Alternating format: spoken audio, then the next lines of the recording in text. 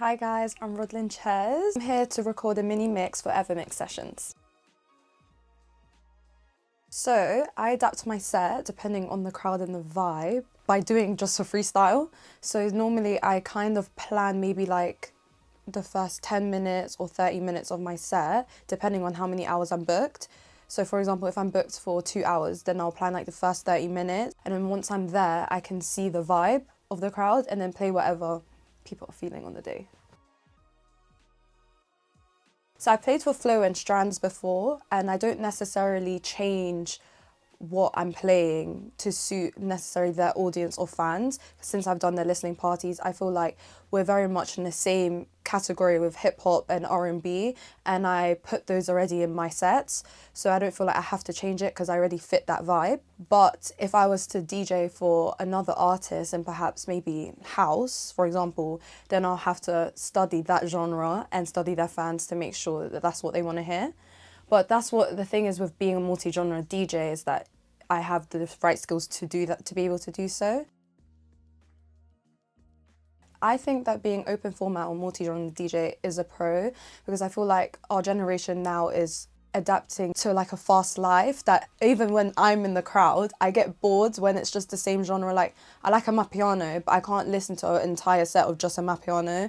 I want to hear different things, and I feel like when I'm in the crowd, I can see how the crowd reacts to a DJ as well, and they look like they're getting bored if the same kind of songs are playing. So in my sets, I like to play so much different music.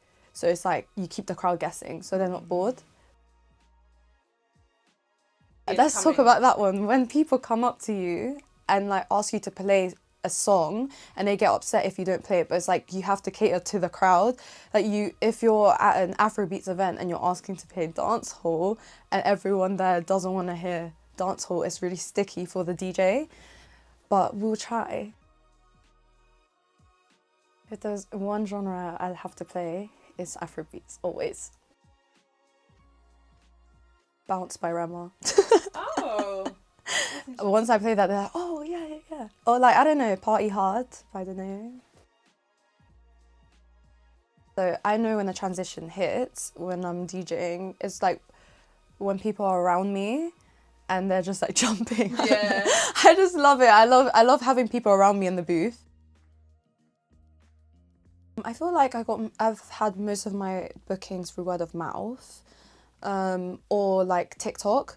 People will like find me on TikTok and then DM me on Instagram like, oh, I saw your TikTok, da da da. But that's another thing, I don't really post on TikTok. So I used to do vlogs, but now I'm like, I don't really want to do that anymore. I'm really trying to find my branding and my identity. So yeah, before I keep posting a lot of things. I think that's what I struggle with. One piece of advice I'd give it to people who want to become a DJ or anything, I think find a community and find the right people beside you. Honestly, if it wasn't for my friends, I would not be here today. Like, they push me to my limits and they always encourage me and they always let me know that I'm talented, because, you know, I always doubt myself. So I think have the right people with you. Okay, one thing I've learned about playing in high pressure events and venues is just have the confidence and go in there and just do it.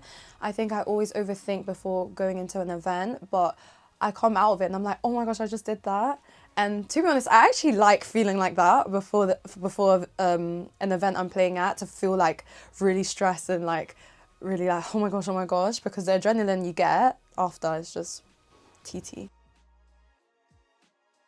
Record box or Serato? Record box. What was your first like CD? Taylor Swift's Red album. What was your preset ritual? Freak out.